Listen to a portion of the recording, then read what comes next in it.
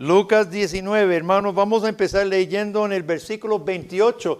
Yo sé que este relato es familiar para todos, ¿verdad? Pero vamos a ver algunas cosas posiblemente inclusive que no habíamos notado anteriormente. Lucas 19, 28. Dicho esto, iba adelante subiendo a Jerusalén. Jesús acaba de resucitar a Lázaro, acaba de visitar la casa de Zaqueo, acaba de sanar 2 ciegos, según Mateo, un ciego. Entonces, estas cosas acaban de acontecer, ¿verdad? La resurrección de Lázaro, la sanidad de los ciegos, acaban de suceder antitos. Dicho esto, iba adelante subiendo a Jerusalén. Jerusalén estaba arriba en un monte de Jericó a nivel de mar. A no sé cuántos metros de altura estaba Jerusalén. Iba subiendo a Jerusalén. Aconteció que llegando cerca de Betfagé de Betania, al monte que se llama de los Olivos, envió 2 de sus discípulos diciendo: id a la aldea de enfrente y al entrar en ella hallaréis un pollino atado en el cual ningún hombre se ha montado jamás. Desatadlo y traedlo. Y si alguien os preguntare por qué lo desatáis, le responderéis así: porque el Señor lo necesita. Fueron los que habían sido enviados y hallaron como les dijo, y cuando desataban el pollino, sus dueños le dijeron: ¿por qué desatáis el pollino? Ellos dijeron: porque el Señor lo necesita. Y lo trajeron a Jesús, y habiendo echado sus mantos sobre el pollino, subieron a Jesús encima, y a su paso tendían sus mantos por el camino. Cuando llegaba ya cerca de la bajada del monte de los Olivos, toda la multitud de los discípulos gozándose comenzó a alabar a Dios a grandes voces por todas las maravillas que habían visto, diciendo: bendito el Rey que viene en el nombre del Señor, paz en el cielo y gloria en las alturas. Entonces algunos de los fariseos de entre la multitud le dijeron: Maestro, reprende a tus discípulos. Él respondiendo les dijo: os digo, si estos callaran, las piedras clamarían.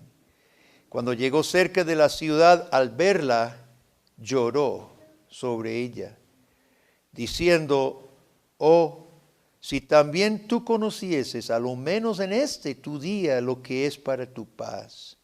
Mas ahora está encubierto de tus ojos, porque vendrá día sobre ti cuando tus enemigos te rodearán con vallado y te sitiarán y por todas partes te estrecharán y te derribarán a tierra y a tus hijos dentro de ti, y no dejarán en ti piedra sobre piedra, por cuanto no conociste el tiempo de tu visitación. Tenga sus Biblias abiertas, hermano. A mucha gente le gusta el Domingo de Ramos. Celebramos los niños, palmeras. Algunas iglesias adornan su pasillo con palmas, ¿verdad? Es bonito. Aclamaron a Jesús Rey.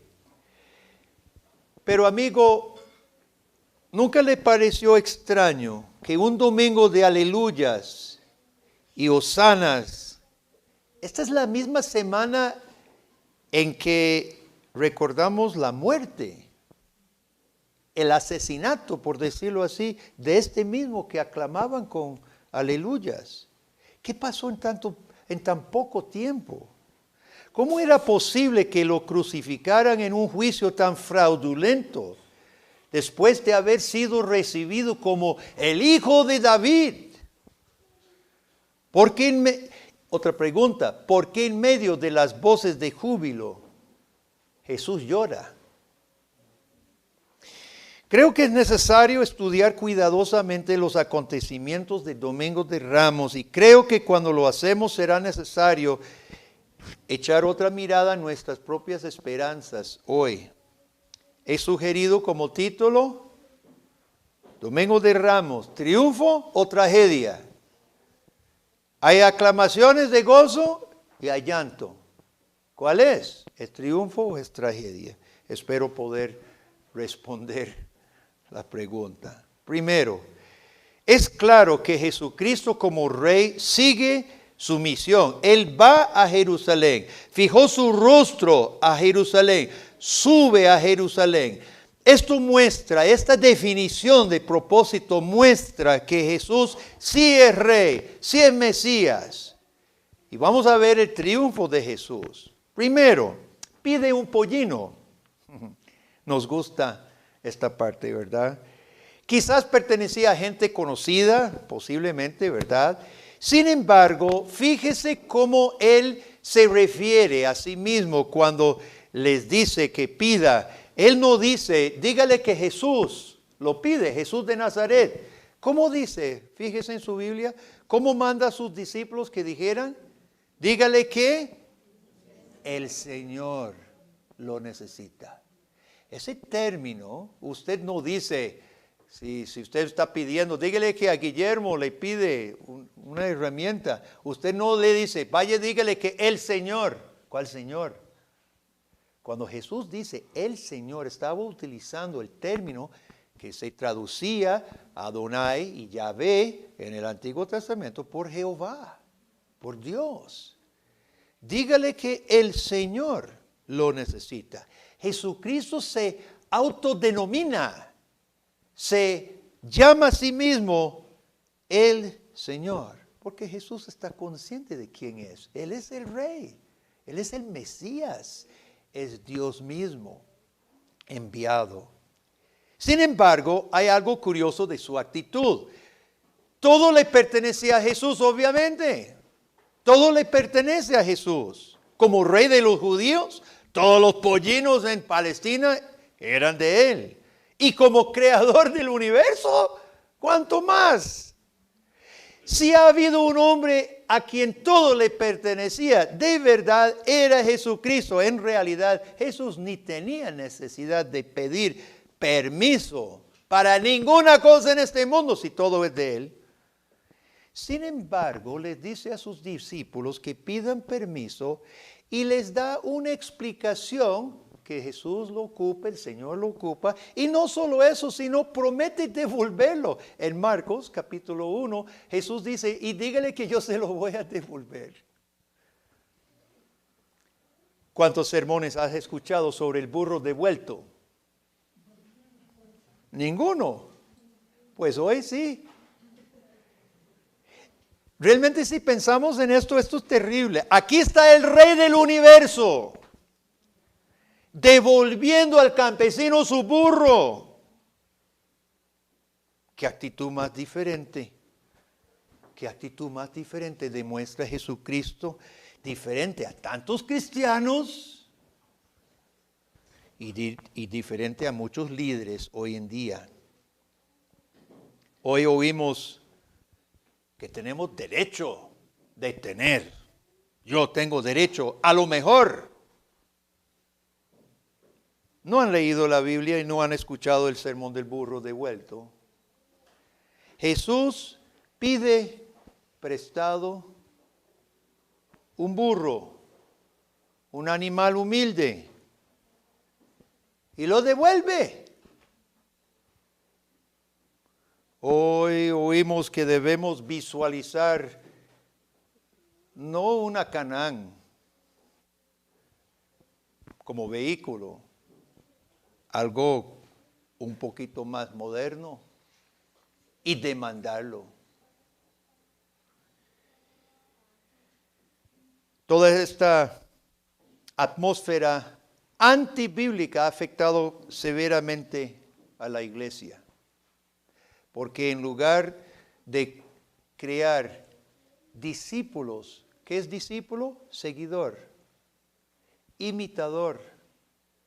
En lugar de crear discípulos de Jesucristo, ha creado aberraciones. ¿Entendemos a este Rey Jesús, hermano? ¿Comprendemos realmente el tipo de reino que Él trae? ¿Practicamos nosotros las relaciones de humildad y de respeto hacia las personas y los bienes de las personas que practicó nuestro mismo Señor Jesucristo? Si nuestro Rey fue tan consciente hasta con los burritos de un amigo, no debemos ser iguales. ¿Qué nos dice el apóstol Pablo? No le deba nada a nadie, excepto la deuda del amor. No deba nada a nadie, solamente la deuda de amor. Ahora, como algunos aprendieron el versículo de hoy, el pollino fue cumplimiento de Zacarías 9. Alégrate mucho, hija de Sión. Da voces de júbilo, hija de Jerusalén. He aquí tu rey vendrá a ti, justo y salvador, humilde, y cabalgando sobre un asno, sobre hijo de un asna. La forma de Jesús de conquistar, la forma de ser rey, no será la forma del mundo, será muy diferente. Y hay de la iglesia cuando enreda y confunde reino, rey, con las formas del mundo. Fíjese muy bien. Lucas, a ver si usted notó este detalle. ¿Qué dice Lucas acerca del pollino? ¿Cómo describe el pollino? Da una descripción, una sola cosa sobre el pollino. ¿Qué era? Muy bien.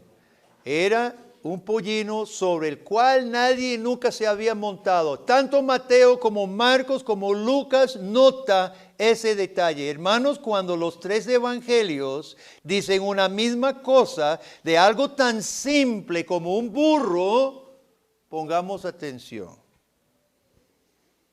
¿Por qué este énfasis? ¿Usted nunca se preguntó? ¿Nunca se preguntó? Es importante que usted pregunte. ¿Y por qué los tres evangelios enfatizan y remachan de que un hombre nunca se había sentado en ese burro? Hermano, aquí hay una gran lección teológica. Por eso, esto es solo una parte, no todo el sermón va a ser del burro, pero hay mucho que ver con ese burrito. Esto es muy teológico. Y se está señalando que a pesar de la condición humilde de Jesucristo, porque se encarna y ahorita va a ser crucificado, a pesar de todo eso, era apartado para una misión divina y única y sagrada. ¿Cómo comenzó su vida como hombre? Nacido de una virgen que hombre nunca había conocido. ¿Cómo termina su vida como hombre encarnado? En un sepulcro que nunca había tenido un hombre. Un sepulcro virgen también, por decirlo así. ¿Y sobre qué marcha Jerusalén? Sobre un asno, un pollino, sobre el cual hombre nunca se había sentado. Hermano, el pecado vino a este mundo por causa de Adán, el primer hombre. Era cabeza del pacto, cabeza de la raza humana. Falló, desobedeció. Nos representó como pecador, rebelde. Necesitamos el postrer Adán. No, el hombre dentro de ningún ser humano habría nunca capacidad de salvación. Fracasamos. Tendría que ser el postrer Adán, el segundo Adán, el Hijo encarnado de Dios, sin intervención alguna de hombre, que nos salvaría. Qué interesante, hasta en el burro sobre el cual el Hijo de Dios se sienta, se remacha, se enfatiza.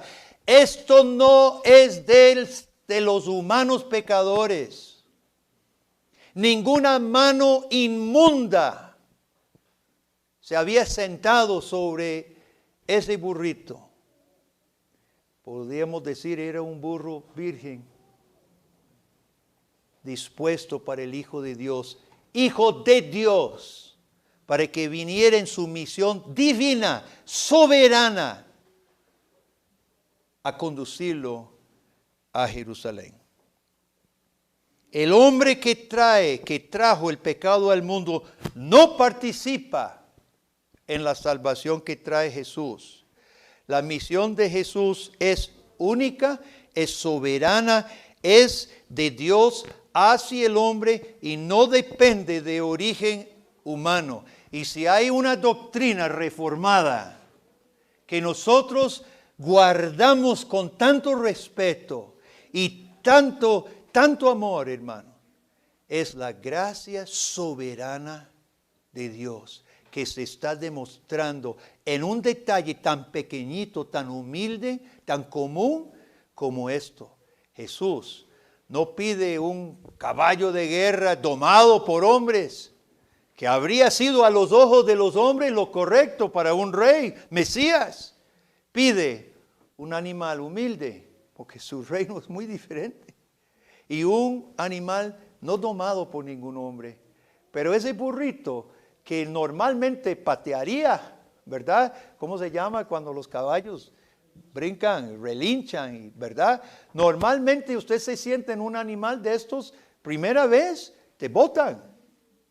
El burrito reconoció su creador. Reconoció su creador mejor que el pueblo lo hizo.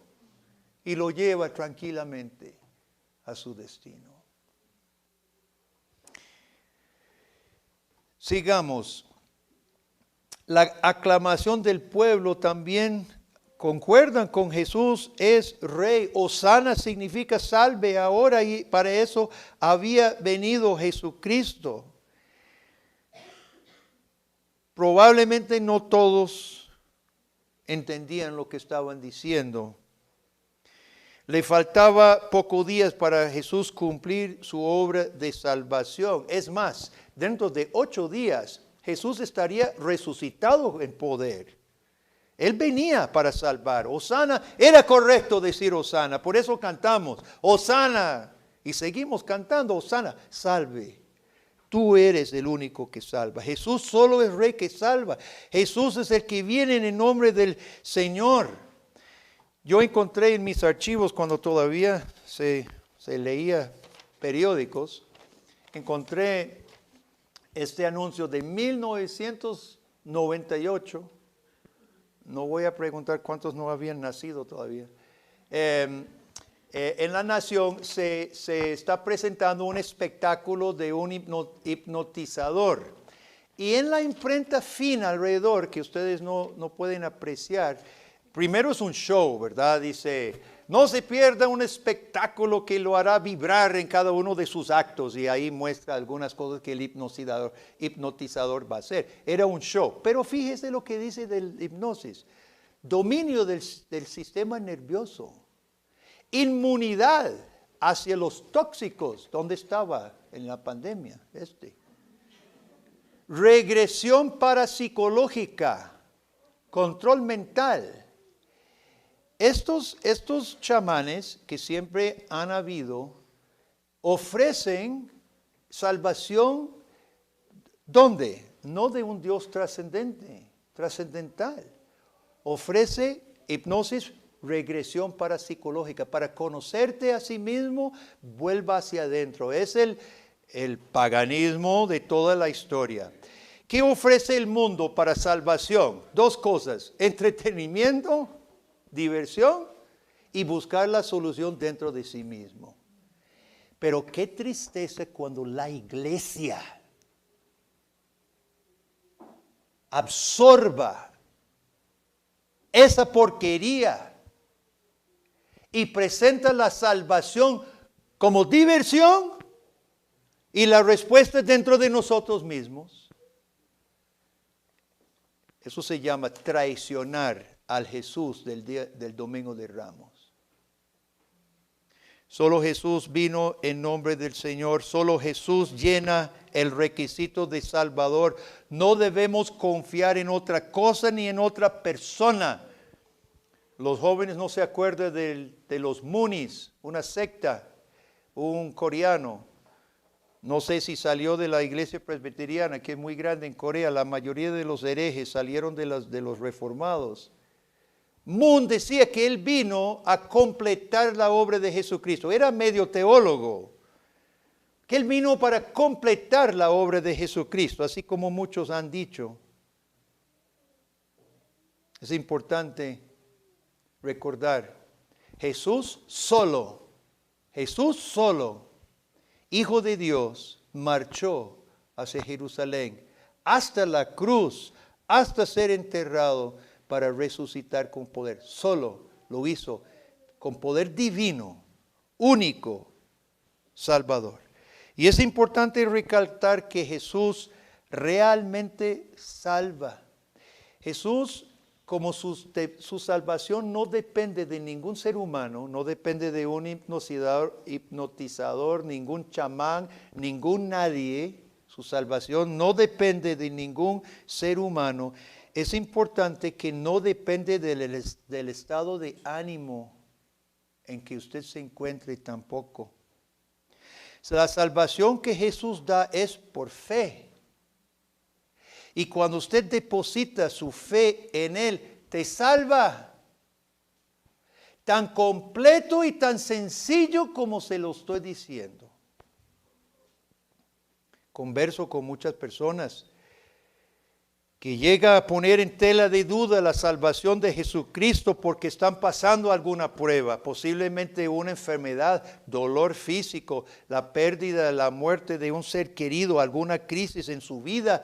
Entonces dudan que si Jesús es Salvador.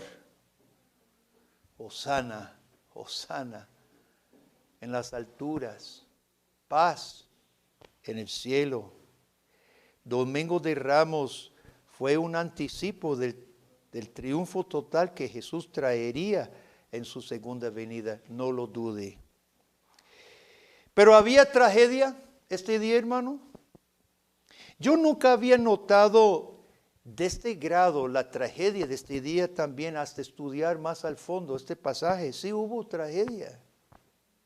Recordemos algunas cosas claves. Estamos cerca a qué fiesta de los judíos. ¿Qué es la fiesta? La Pascua. Estamos muy cerca a la Pascua. ¿Qué se celebra en la Pascua? ¿Qué se celebraba? La liberación de Egipto. La Pascua celebraba liberación del Egipto.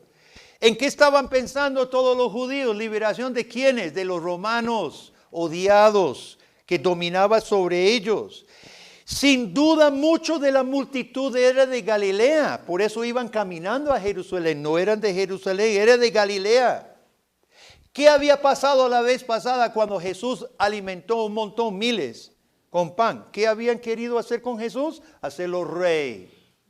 Un rey que puede repartir pan gratis todos los días.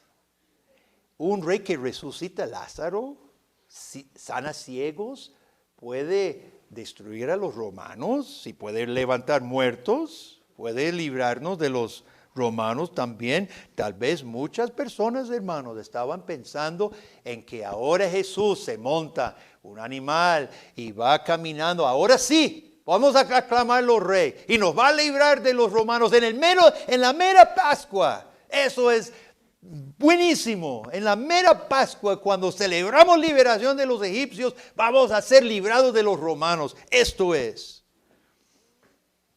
Dice que en versículo 37 alababan a Dios por las maravillas que habían visto. Ciegos sanados, Lázaro resucitado, etc.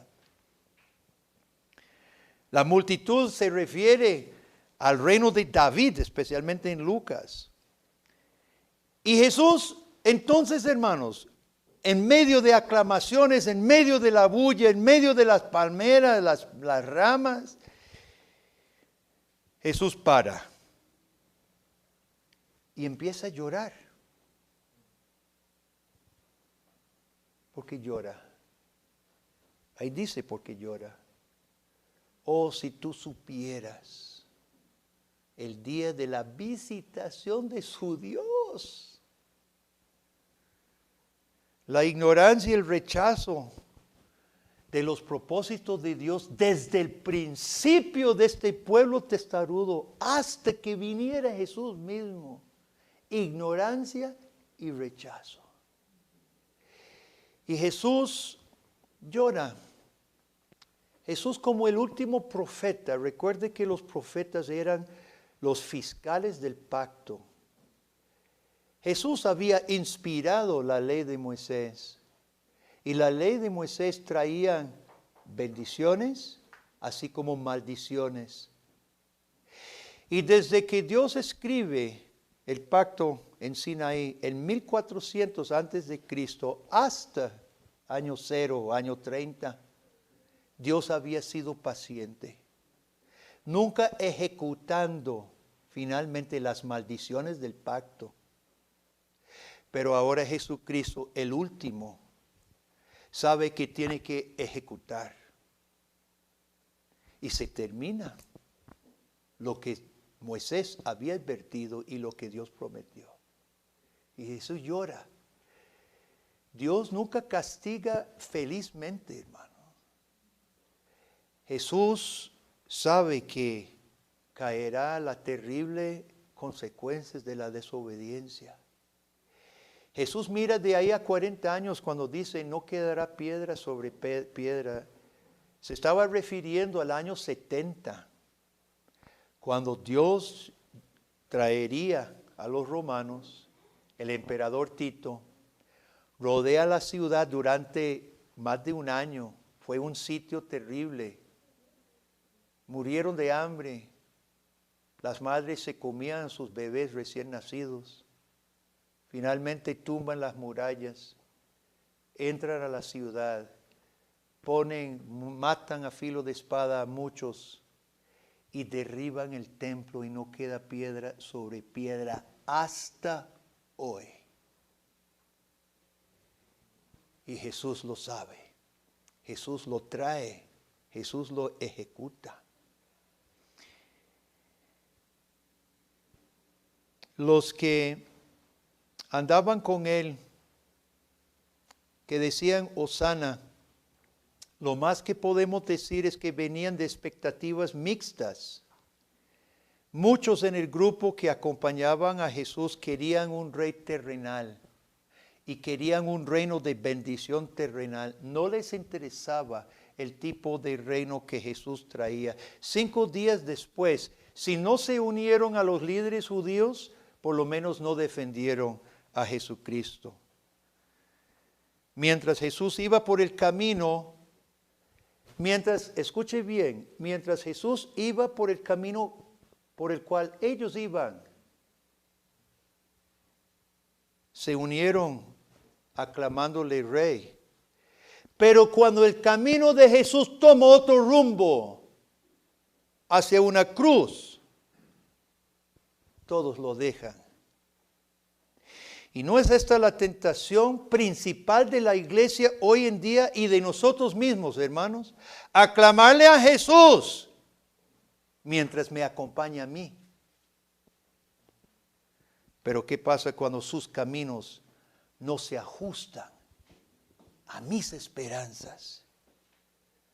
Entonces muchos abandonan a Jesús y son abandonados al juicio.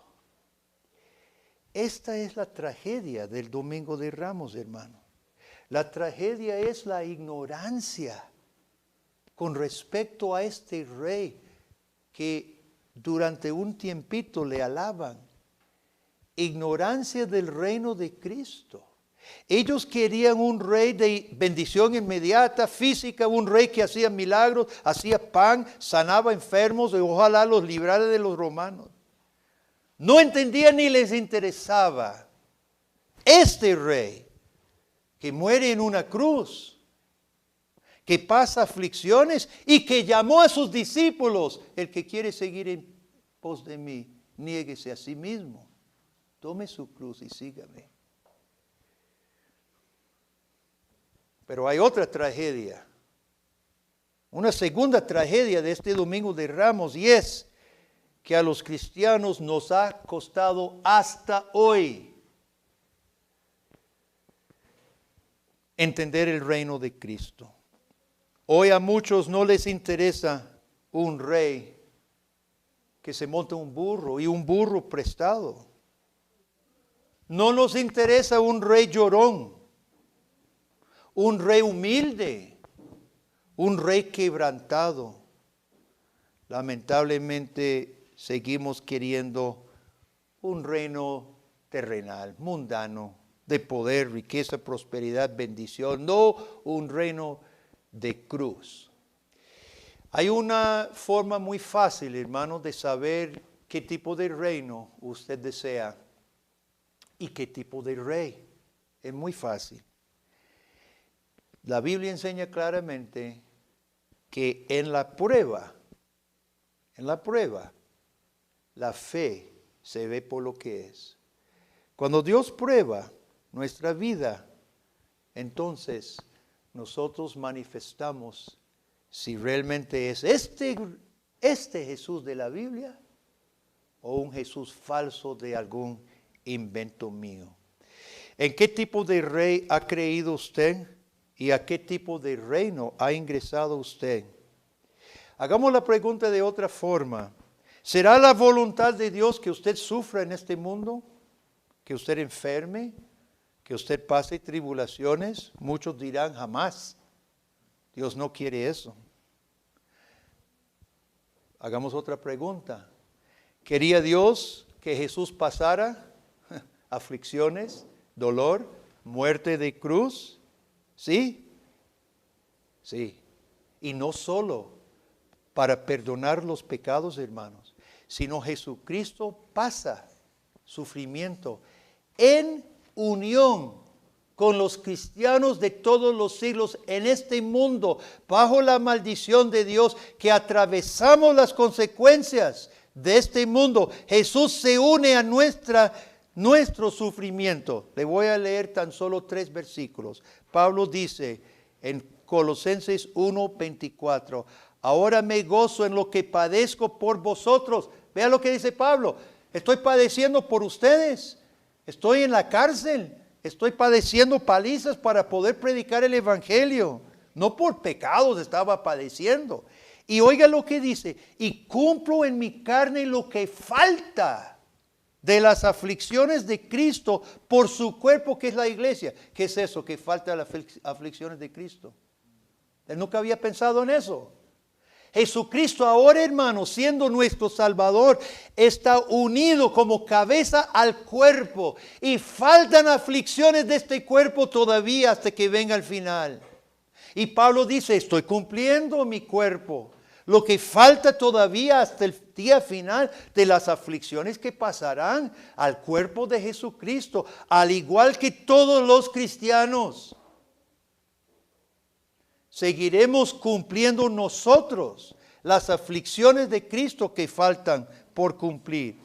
Pablo dice en 2 de Corintios 12:9, Dios me ha dicho, bástate mi gracia, porque mi poder se perfecciona en la debilidad.